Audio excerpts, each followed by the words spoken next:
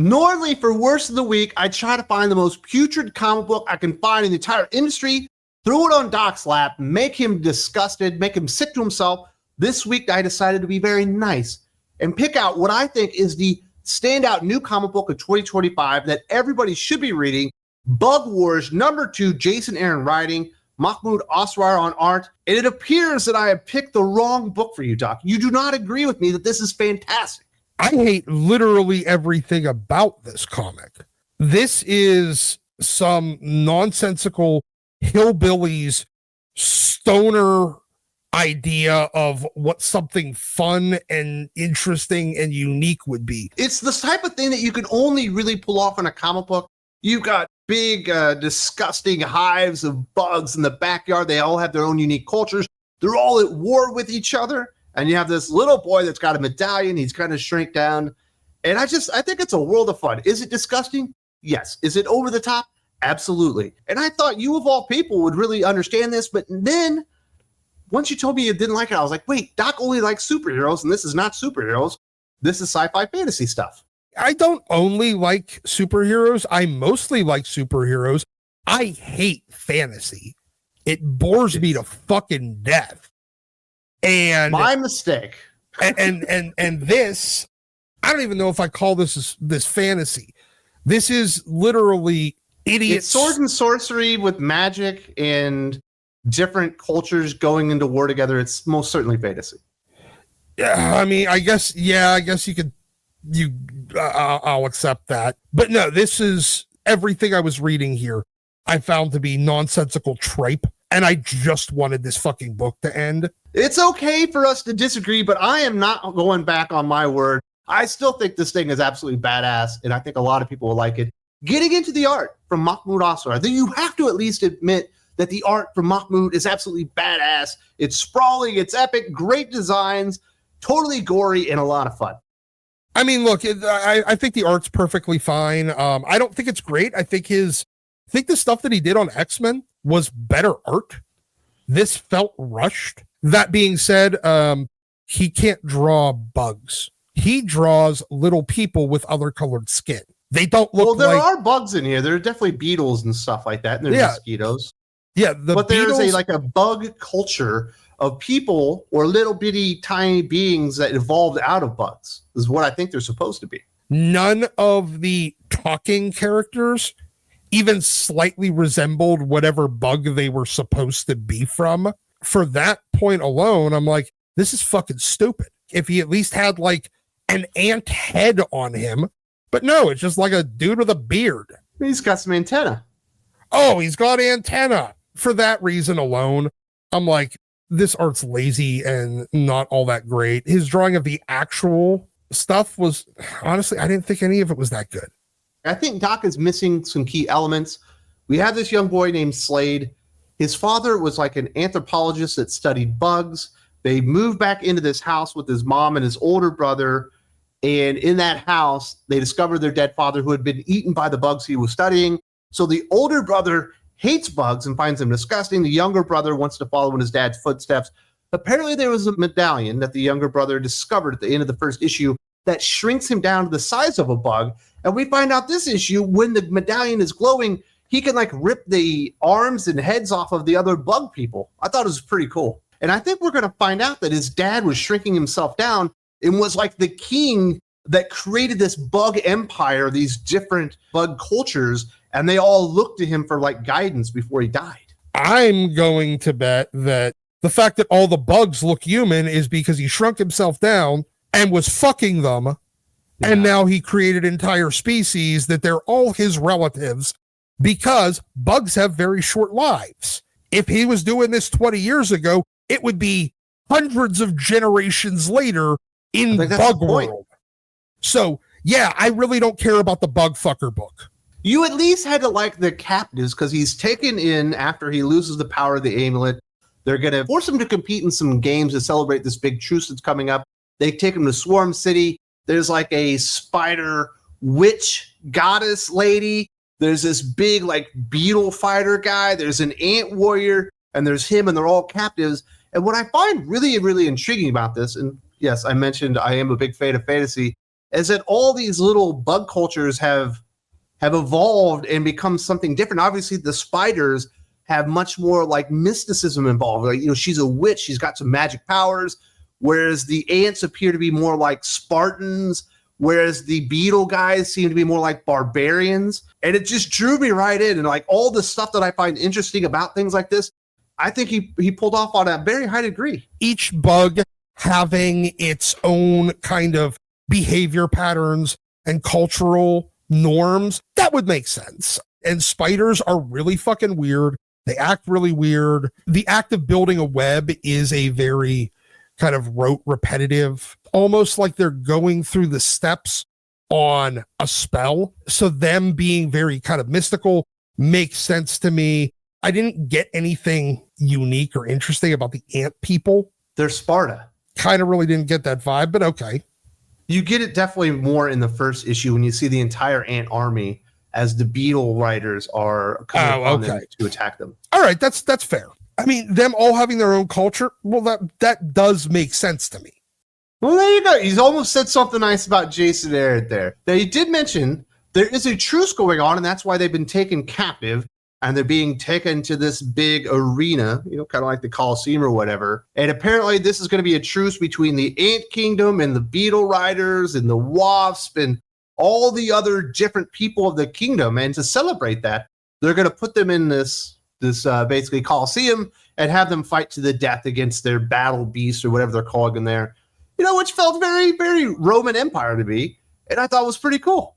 Like, they're not that evolved yet. They're like thousands of years behind us. I get that, but they were talking about the fact that this was a thing that they had been doing for years.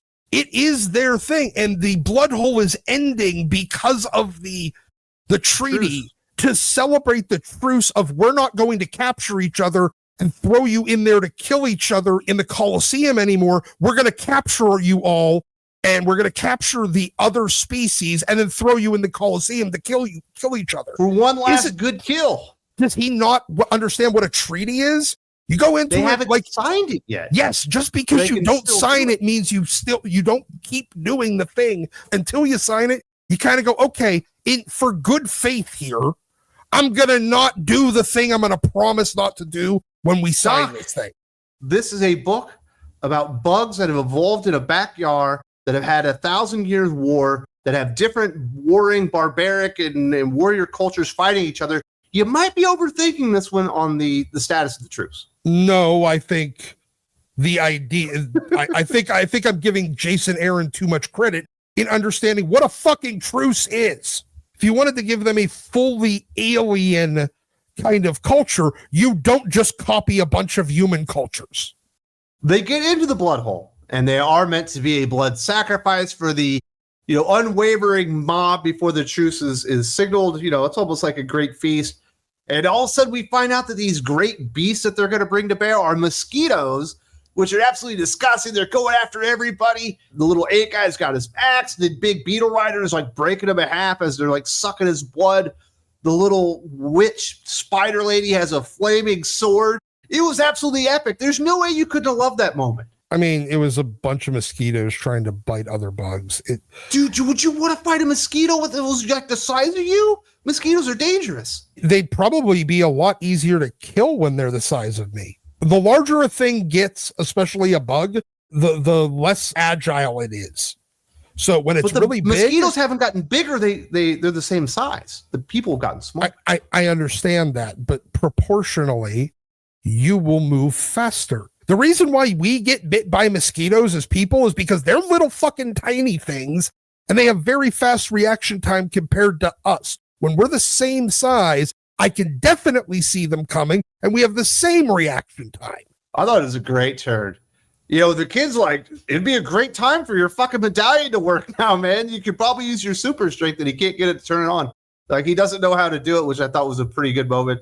But I thought the battle in the arena was just a lot of fun. Did I think that it was kind of amusing? Sure. Could I have found a dozen better things to see in a comic book?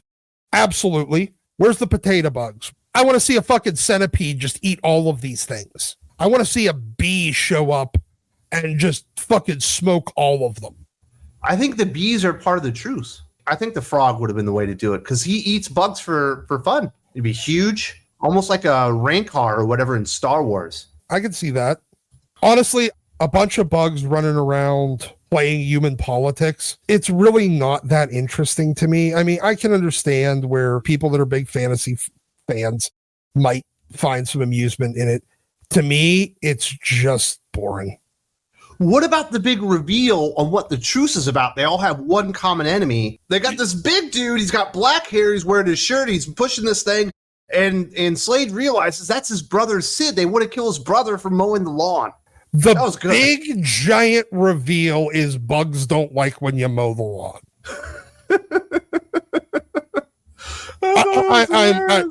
That is the most retarded, idiotic stoner bullshit. There's a reason why I can't stand Jason Aaron. Idiotic hillbilly stoner fuck.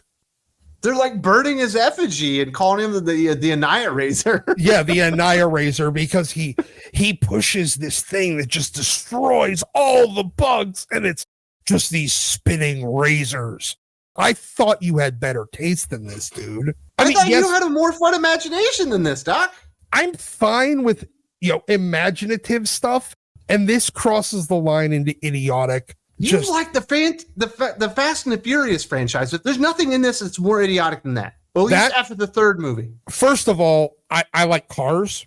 And second of all, it's not trying to be some commentary on societies and the evolution and conflict between cultures that this is. I don't think this is trying to be a commentary. I think it's just trying to be entertaining. I fail to see it.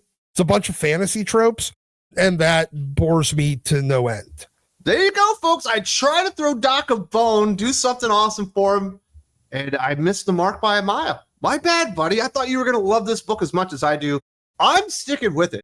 I still maintain this is, without a doubt, the best book or new book that's been released this year. I think it's all kinds of exciting. I'm definitely sticking with this one. I think Mahmoud Asrar looks great. I think Jason Aaron is doing some of his best work, but almost all of his best work has always happened on the indie scene, other than Gore the God Butcher. I'll be perfectly honest. I've never liked any of the Jason Aaron work. Whenever he first came to Marvel and everybody was praising Scalped, I went and read it. That is the most lame, stupid comic I've ever read. This is not. I'm giving it a 4.5 out of 5, a 9 out of 10. Highly recommend. My pick of the week. I love this book. I am giving this a save your money. Honestly, literally buy anything else. Anything at all. Exceptional X-Men over this book. Yes, at least then you get some birdcage liner. This, you're going to be sitting there scratching your head going, does this fucking retard know anything about what he's writing? And the answer is no. Also, your bug people don't look anything like fucking bugs. This is this kind of stuff that you could only do in comic books. And I personally applaud Jason Aaron for using comic books to its fullest, to doing something that you couldn't really do on the big screen. You couldn't do on television. Do something absolutely wild. And I think it really works out. Incorrect. Everything in this comic book can be done on a Netflix budget because none of the bug people actually look like bugs. You have to throw them in a little bit of face paint and stick like 2 antenna prosthetics on them, or maybe stick some googly eyes on the spider chick and just have them walk around in the fucking woods. You know what? I would not be surprised to see this on fucking Tubi in 2 years. Maybe the CW. Maybe it'll get all the way up to a CW budget. But you could absolutely do this, and it would be just as fucking dumb then. The CW does not have the balls to do anything as cool as Bug Wars. I'm sticking with it. Definitely recommend it. Doc is wrong. Once again, if you appreciated this review and you like the fully unedited, uncensored, fully bitched out Doc, where I cut none of it out, you do need to go to Think Critical Patreon for the Doc Unfiltered podcast. We do disagree sometimes, but it's all in good fun, and I had a great time reading this.